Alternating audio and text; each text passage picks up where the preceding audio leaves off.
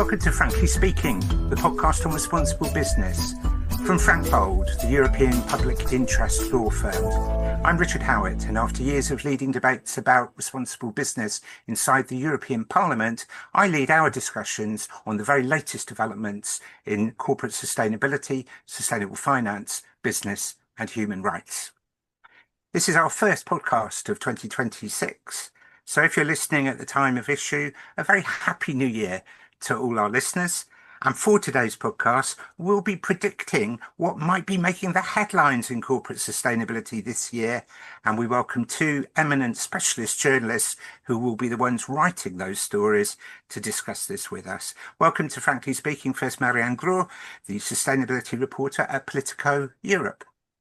Hi, Richard. Thank you for having me. And a warm welcome to Robert Hodgson, Energy, Environment and Transport Editor at the news site Euractiv. Pleasure to be here. Now, Marianne, first, we ended 2025 with the EU Omnibus of sustainability laws. Sorry, folks, I've brought it up again, but we're going to get it over right at the start. It was finalised. But is it really over? Do you expect some of the disagreements to rumble along in the new year, or do we now have certainty? Well, I'm sure the conversation around the sustainability omnibus will continue. From a legislative perspective, we've pretty much reached the end of the road. The deal has been approved. There are a few kind of technical steps. It needs to be translated across the European languages before it becomes law, for example. But once it's set in motion, that final deal really is what the CSRD and CSBBB, these two big laws that have been reviewed as part of the omnibus, will look like. So the big headline was that 80% or over 80% of companies would be exempt from having to report on their environmental footprint or exposure to climate risk. And, all of these businesses can sort of start 2026 worry-free, because that's indeed the case for them. And we know that there's going to be Commission guidance. We know that there's the transposition in the member states. They have some flexibility about what they put in their national laws. Robert, do you think it's all over, or do you expect it to re-emerge as an issue this year? Well, I mean, it's difficult to say until we get into the implementation phase, really. But I mean, there was another change that was less remarked upon, I think. There was a proposal in November for the Sustainable Finance Disclosure Regulation, which is sort of kind of simplified. They've created three different categories of company for the purposes of sustainable finance disclosure, which basically is the tool that fund managers would use when they want to market a product, an investment product, as green to customers, which there's still significant demand for this. The problem is then when you have the interface between what was decided in the Omnibus that we just talked about, which was the first deregulation package of the von der Leyen Commission, because by reducing the requirements to report under I have to get technical, these are all mouthfuls, these degrees. We call it the CSRD, but the Corporate Sustainability Reporting Directive, because so few companies have to report under it now. Some fund managers I've spoken to have said that they're concerned that there might be a shortage of data on which to base their decisions about whether their portfolio is sustainable or not. Now, the Commission said when they were presenting the deregulation package that companies will still be free to report whatever they want, even if they're not in scope of the directive anymore because they're too small or not enormous, I think would be a better way of putting it. They still can report their sustainability credentials, shall we say, in line with the taxonomy that the EU set out. So, I mean, I'm not a fund manager, and I don't know precisely what would motivate a company and how expensive it would be for a company to do this. I mean, the argument was that it's very expensive, hence so many people are exempted. So how it all works in the end, I don't know. Companies, I suppose, will have to balance the desire to be seen as green with the cost of proving that they are, if they are. And Marianne, on that subject, obviously, SFD are very well known to the investment community. The rules, quite a big consensus that they did need changing, that they were too difficult and not able to be implemented successfully. So quite a lot of consensus behind that. So that's going to play out this year. But that point made by Robert that we might just end up in a situation that we were in, and I particularly was in 5 and 10 years ago, where we're going to see investors asking questions of companies and the voluntary frameworks and questionnaires coming in from stakeholders to companies. So the burden on companies won't be relieved. We'll simply just be going back from what was planned to be a standardized landscape to a very fragmented and confused one. What are you hearing from the sorts of people you're talking to about that? Well, there is indeed a little bit of a gap between sort of what the omnibus rules ended up saying and then how we implement them. But the standard setting body of Europe, which in Brussels is known as EFRAG, has come out with a simplified version of the so-called reporting standard, which is basically the tool or the template that these businesses can use. And they've radically reduced the number of data points that businesses need to choose from when they decide what kind of topics are material to them, be it a water intensity or carbon intensity, things like that. EFRAG has also developed a voluntary standard so that companies that, as Robert say, still wish to provide some information to the market can all use the same sort of template. And I think the timeline is important to note here. So as per the Omnibus, the reporting exercise will only start in 2027. So companies will have their first report coming out in 2028 based on their 2027 performance. And that leaves an entire year to sort of get ready to the new rules. We also hear that a lot of companies have already invested in their internal sort of operation and teams to focus on compliance and reporting. So a lot of that exercise can continue.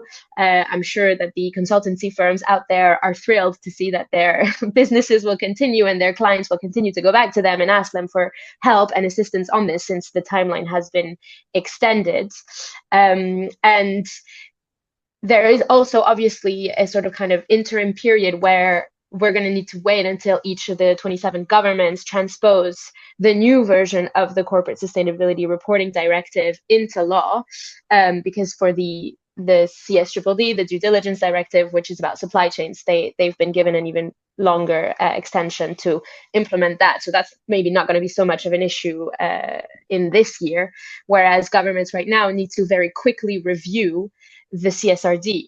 A lot of governments had already implemented a national law that transposed the original CSRD, and they now need to tweak it so that it matches with what the European Union has decided the standards should be. So in that period, we can expect some inconsistency, but rather maybe it's probably best to say some uncertainty for companies who need to wait and see how these governments react. But they do have this sort of safety net, which is that they're not expected to report anything until 2027. And all our listeners, listen back to the podcast we produced at the end of last year on the Omnibus, where the advice was don't just wait and see, and do listen to what Andreas Rescher and Julia Utten told us in that discussion. A couple of things that I'm going to add into what we can expect this year in this context. I think EFRAG and the Sustainability Reporting Board will continue. It's going to be less intensive, but I expect them to be asked to produce sector guidance, not sector standards. That's dropped, but there's a lot of discussion about the need for sector guidance. I think they'll probably start on that. And also, although the legislation has been loosened, I think the prudential regulators in member states and Europe-wide are still very signed into the climate risk debate. And we saw the European Central Bank at the end of last year fine the Spanish bank Abanza for failing to properly account for climate risk. Watch out for more of that in 2026. Now, Marianne, again, everyone's a bit exhausted by the word omnibus, but the European Commission isn't exhausted because it's bringing out omnibus laws for simplification out left, right and centre. And affecting businesses and sustainability is another new omnibus, which might dominate some of the headlines this year, as the old omnibus did last year. Tell us about that. Yeah, absolutely. The word omnibus is completely integrated, the sort of daily vernacular of Brussels, bureaucrats and Eurocrats. And it's not going anywhere. The simplification agenda, which we sort of describe as a deregulation drive because the Commission has made it clear that that is what's happening, is not going anywhere. It's a founding part of the second mandate under Ursula von der Leyen at the Commission. And I think towards the end of 2025, if I remember correctly, we were around 9 or 10 omnibus packages on the table, covering all types of sectors, from the tech rules to defense, agriculture, the automotive sector. I mean, they are completely reviewing every single part of the entire corpus of regulation that Europe has built over decades, and really targeting bureaucracy and trying to reduce administrative burden as much as possible for businesses. I think it's important to note that von der Leyen is making good on a promise that she made to EU leaders when she got re-elected to reduce bureaucratic burdens by 25 to 35% for businesses. Now we can have an entire conversation around what methodology she's going to use to prove that, but it's for sure sort of a North Star in everything the Commission does. And right at the end of the 2025 year, the Commission presented a second omnibus package targeting environmental rules. This one is a lot more technical. It looks at laws around industrial emissions, around environmental permitting, around producer responsibility, around the sort of recording of chemical use. So it goes really kind of deep in the weeds of what companies are confronted with when it comes to environmental standards in Europe, and they're proposing major cuts in these areas of EU law as well. I think that the Commission has learned a lot from the year 2025 and the sort of backlash that has come up against its simplification agenda, and has proposed a lot more nuanced tools and measures to reduce this bureaucratic burden. It's not coming in and saying there are 25 environmental laws that we're completely reopening and reviewing anymore. It's saying there is a handful of laws that need to be reopened, but we can also address some of the concerns via guidance notes, via interpretation guidelines and things like that. So it is, proposing something a little bit more nimble, a little bit more astute, in my opinion. And already we're seeing a lot of reactions to that. Just to comment on that, I don't mind who wants to come back on it. I accept that the new omnibus is a bit more nimble, although they didn't change the fact they brought it out without an impact analysis, which is still breaking their own rules. But taking away the rules about hazardous substances and diluting them, saying that industrial sites don't have to have an environmental management plan, stress testing the birds and habitats directives, which are key environmental laws in Europe. These are not small things. These are at the core of environmental standards. And yet in the press release where it announced it, the European Commission claimed, I quote, "the proposed amendments will not affect environmental standards," unquote. Yeah. And no. I'm afraid I do see in that, I don't want to be critical, but I do see in that George Orwell 1984 doublethink. War is peace, freedom is slavery, ignorance is strength. They're cutting environmental standards and just saying they're doing the opposite. And I think many people who are not in the Brussels bubble following all of this find that, frankly, very, very difficult to believe. Tell me on the inside why the Commission can appear to have that doublethink. Yeah, well, I mean, there is that balancing act that they're trying to strike. They're trying to appear to not be dismantling completely the Green Deal, which, let's not forget, was actually only just completed when the second von der Leyen Commission took office.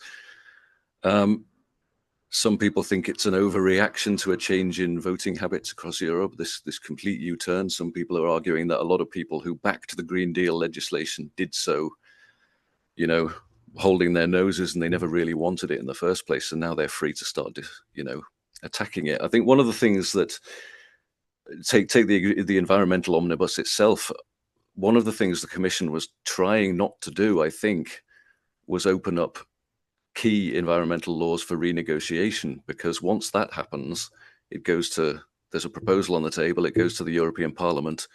where a good half of the, it's very finely balanced, but basically there's a right-wing majority that, by and large, would like to see less environmental legislation. So if they do propose, the stress testing the nature directives. Now, the nature directives, which for anyone who doesn't know, are the core legislation in the European Union law that protect the environment and its birds and habitats, basically its ecosystems in general. They were tested a few years back in something that they call a fitness check in Brussels. And at the time, there was quite considerable lobbying to have it opened up then, but the fitness check found they were fit for purpose. The only problem with these laws is that governments have proven very reluctant to implement them. So they haven't achieved what they were supposed to achieve, which is preventing the degradation of the natural environment and ecosystem loss.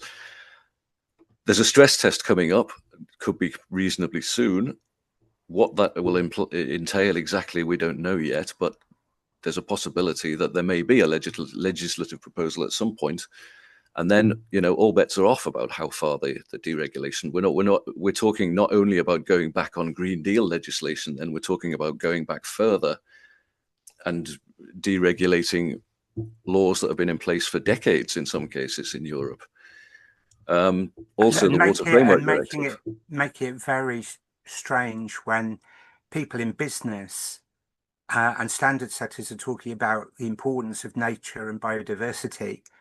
And the work that's been done on the task force for climate-related, for nature-related financial disclosure, the TNFD, which is this year going to be subject by October, the subject of a proposed new standard, or the first stage of a new standard on nature from the International Sustainability Standards Board, ISSB, at the global level. That Europe seems to be moving in the other direction of. It's difficult to believe. I don't know, Marianne, if you have a short comment on what you've heard there.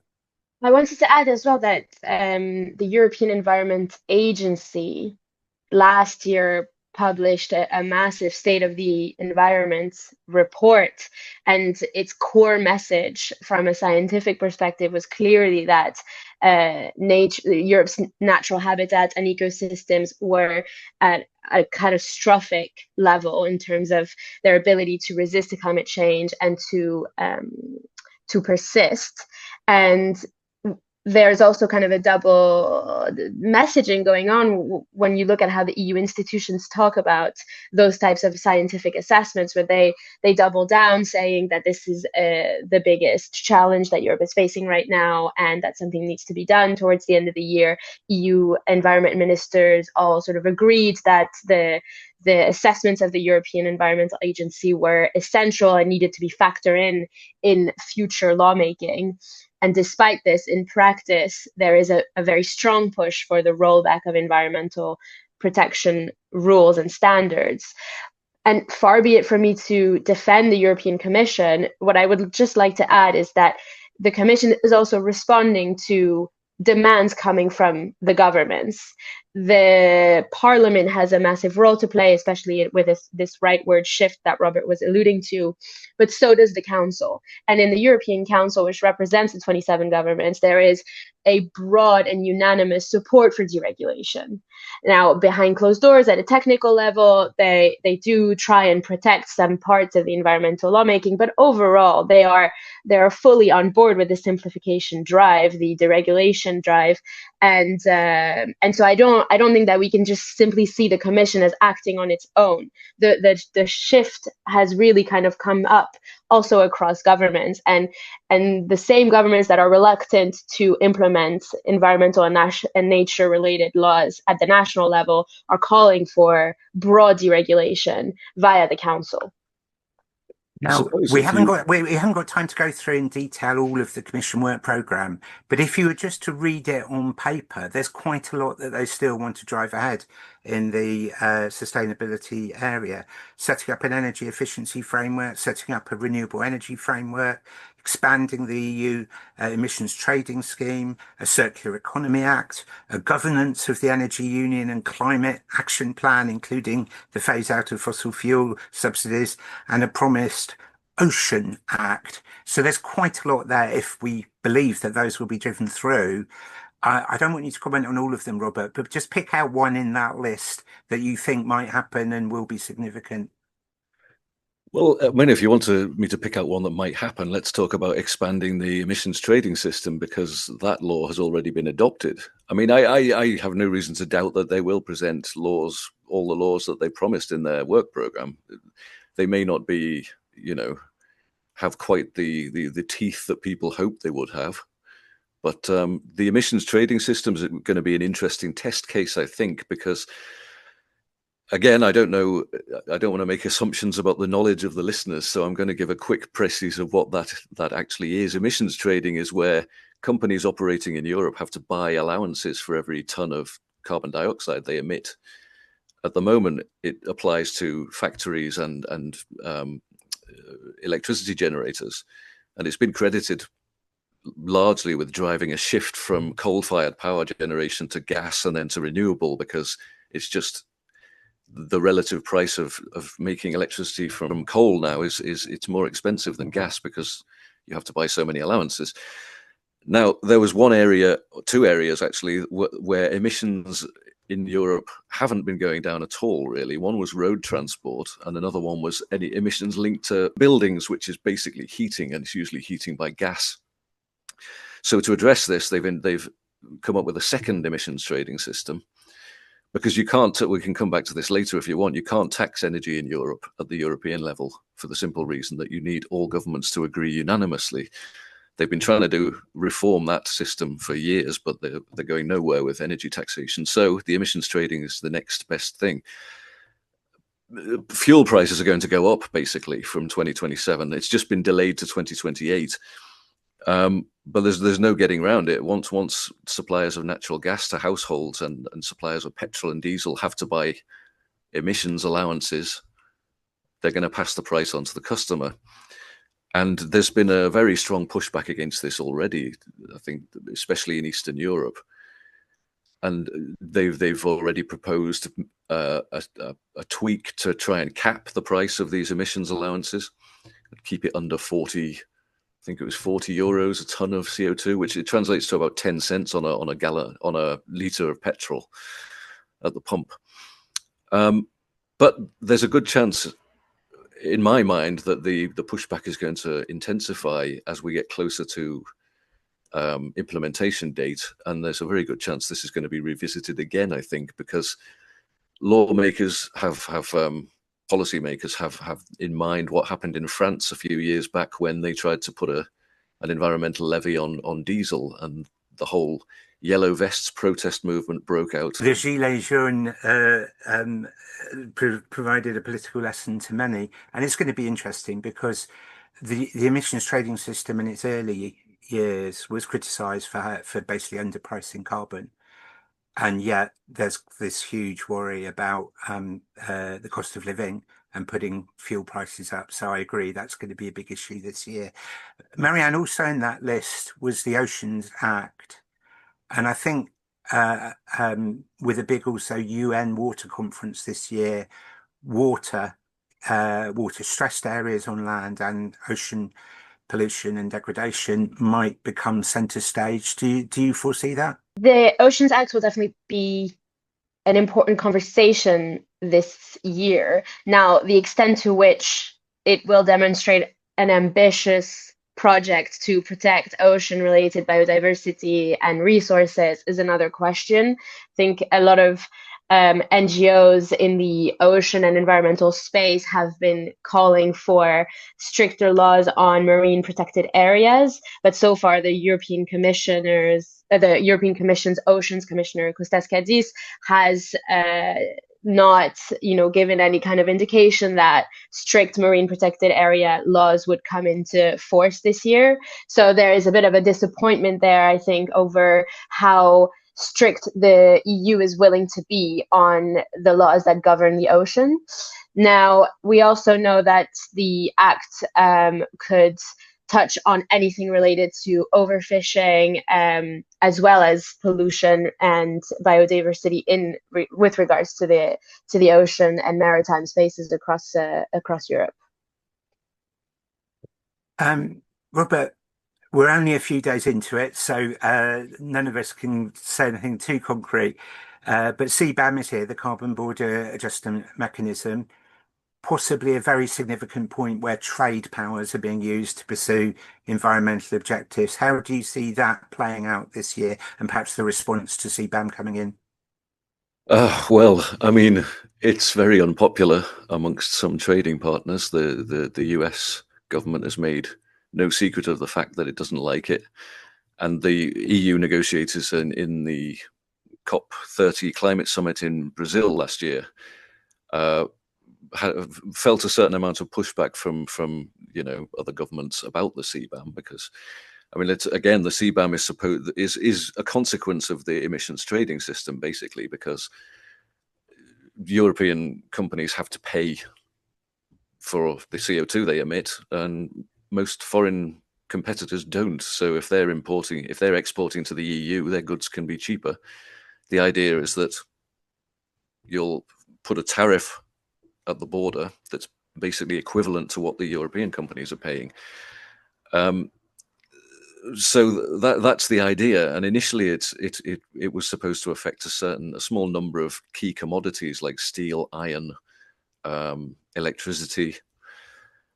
It's just been a proposal came out actually this week now. It's just been extended to finished goods as well, so it will affect a range of finished goods like washing machines, fridges, and more importantly, a whole host of intermediate components in supply chains, so car parts and things like this.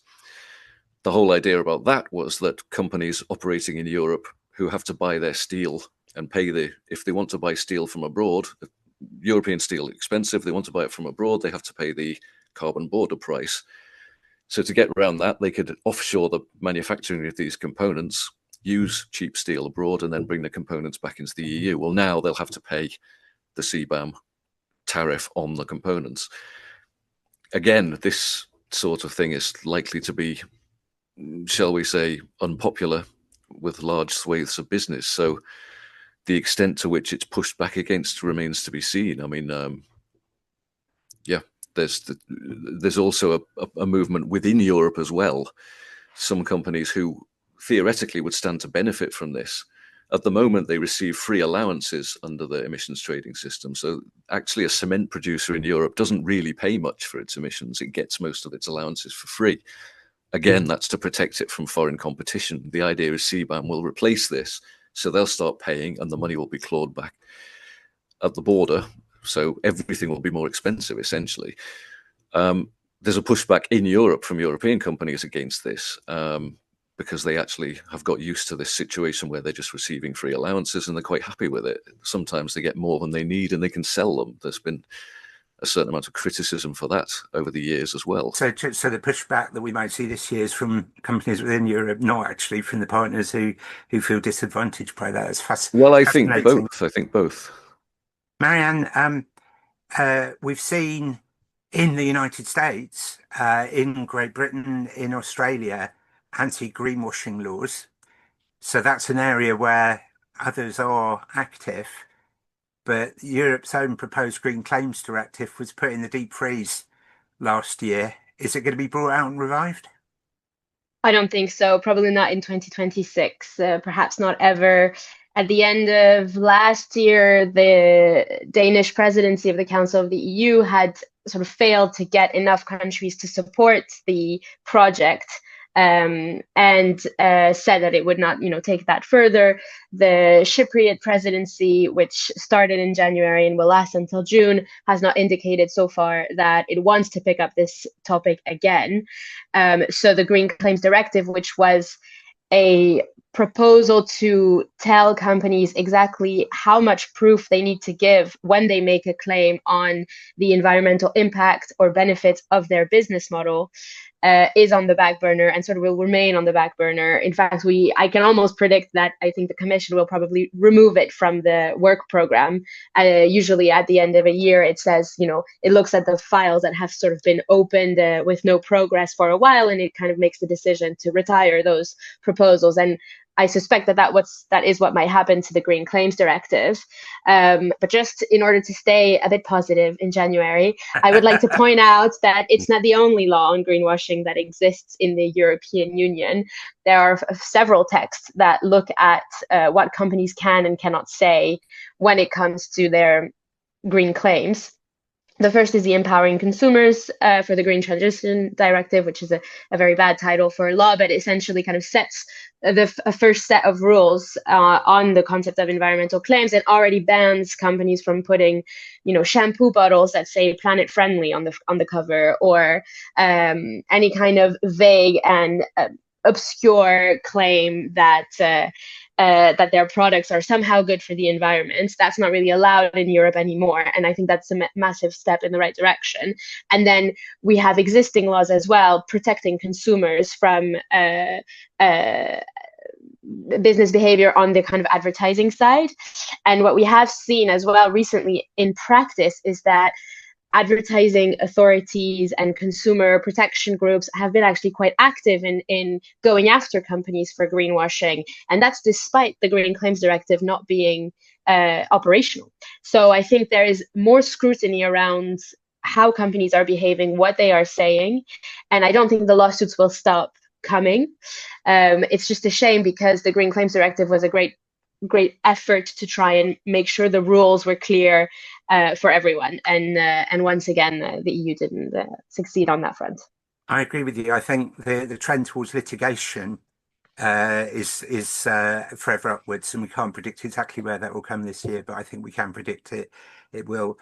I do want us to some of the more of the global developments. So we know there's after the failure, some would argue, in the COP last year, Colombia and Netherlands have announced they're having an intergovernmental conference about phasing out fossil fuels, and it'll be very interesting how far that attracts support and attention.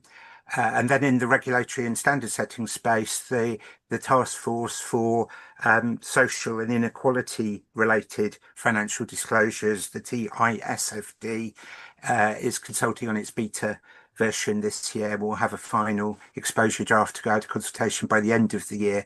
So for those people who say that all of us spend too much time on environmental, sometimes at the expense of social indicators, that might pull that back a bit. A couple of other global developments we need to preview. Robert, I'll ask you this. We all hoped, or many of us hoped and expected, the Global Plastics Treaty would be agreed last year. It wasn't. The talks broke down. Will it be agreed this year? I'd say it seems unlikely. But the way things have been going, I don't think it's going to satisfy people who want to see the production of plastic capped. I mean, the whole push with the lobbying drive against any sort of regulation of plastics, and you've seen this in the European Union itself as well as globally, is there's two approaches basically. One of them is to collect and recycle plastic once it's been used, and the other one is to not to use it in the first place. And the latter is very unpopular with plastics manufacturers and the oil companies, who are also behind much of the lobbying at the climate summits. So, and oil producing nations, and of course, have been very obstructive in the UN talks. As someone who's been involved in international negotiations, sometimes you get a breakthrough when people least expect it. So forgive me for suggesting something might happen. A word or two, Robert. The artificial intelligence, everyone's talking about it. They're talking about responsible AI. They're talking about the potential of AI to transform sustainability and sustainability management for business. One prediction about how AI is going to be in the headlines this year? One prediction. Well, if you want an accurate prediction, I'll say that AI is going to be in the headlines. The jury's out, actually. I mean, I've been covering this area for a good 12, 15 years. And if you go back 10 years until about 5 years ago, all talk was about blockchain. And blockchain was going to be the solution to all sorts of ways of monitoring the use of renewable energy and, offsetting carbon emissions and so on. So forgive me for having a certain, skeptical bent here, but so far the biggest impact of AI in the area of news that I'm reporting is the massively increased demand for electricity and the whole problem that that's creating in terms of sustainability. And people are starting to talking now about the need to deploy small modular nuclear reactors to run the new data centers, which are going to be set up. So I'm no computer scientist, so I couldn't tell you whether it would necessarily make it easier to report a company's environmental footprint using AI, but I would hazard a guess that if the data isn't there in the first place, no amount of AI you throw at it is going to be able to help them out. That's a very common sense view. Frankly speaking, is going to return to the issue of data centers shortly and look at it in a special edition. One element of the tech, Marianne, is the digital product passports that are coming in this year for many of the sectors in Europe. And some say that's going to, perhaps as they said about blockchain all those years ago, Robert, that's going to really transform our scope 3, our understanding of the circular economy and so on. How important do you see that development, Marianne? I'm a little skeptical, to be honest. There was a lot of talk around the digital product passport when it was suggested as an idea, and it's taking a while to really see it being implemented. I think the tool is quite interesting, and businesses have responded quite well to it. But then you quickly get into these debates about how much information needs to be available, what is possible, how is the data going to be shared between countries, between businesses, across borders, all of the kind of usual roadblocks that European ideas tend to face when they're in the implementation phase. But the Commission has indicated that this is a product they want to keep exploring and deploying. And with the arrival of the Circular Economy Act, we could expect that the topic will come back. But it's quite technical, and I see it. I hear some rumblings around from businesses, but less so from the policy makers. I think businesses should look at it carefully. I think it might actually, as blockchain might have, opened up to tremendous new potential. Now, we've all just very recently been playing Christmas party games. So in that spirit, I'm going to ask you a final question each. Give us one prediction, perhaps something people wouldn't expect that you're going to say will happen this year. Robert first. Okay, you put me on the spot here. Well, I'm going to go back, since Marianne said that we're probably going to see the Green Claims Directive withdrawn, the proposal. I'm going to add to that and say we're probably going to see the Energy Taxation Directive reform proposal withdrawn as well. Thanks for being so optimistic, Robert. Marianne. I think we're going to see the EU institutions and the governments fight over how to harmonize EU rules without infringing on national competencies, especially in the area of environmental permits.